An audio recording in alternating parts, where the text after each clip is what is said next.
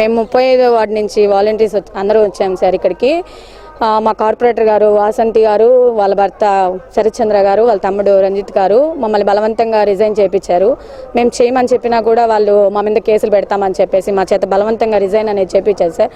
మాకు ఆ volunteer job వచ్చే 5,000 మా పిల్లలకి ఏదో ఒక ఫీజు మాకు ఏదో ఒకటి అవకాశం ఉంటుందని చెప్పి మేము ఈ 5,000 కోసం 5 years ఒక్క మాట కూడా పడకుండా మేము జాబ్స్ అనేది చేశాం సార్. ఇప్పుడు ఈ రోజు మేము రిజైన్ చేసుకొని ఈ రోజు మేము ఇట్లా రోడ్ల మీద పడి ఇట్లా మేము మా జాబ్స్ మాకు కావాలి అని చెప్పి మేము కోరుకుంటున్నాం సార్. మీ మీడియా ద్వారా మేము ఇదంతా పైకి తీసుకెళ్ళేసి మా జాబ్స్ మాకు ఇప్పిస్తారని చెప్పి మీ మీడియా దగ్గరికి వచ్చాం సార్. మేము నిన్న ఫోటోలో కూడా మేము సిఎస్ఆర్కి కంప్లైంట్ అనేది పెట్టాం సార్. మేము దాన్ని బట్టి సార్ కూడా చెప్తానన్నారు, మాట్లాడి న్యాయం చేస్తామని చెప్పారు సార్.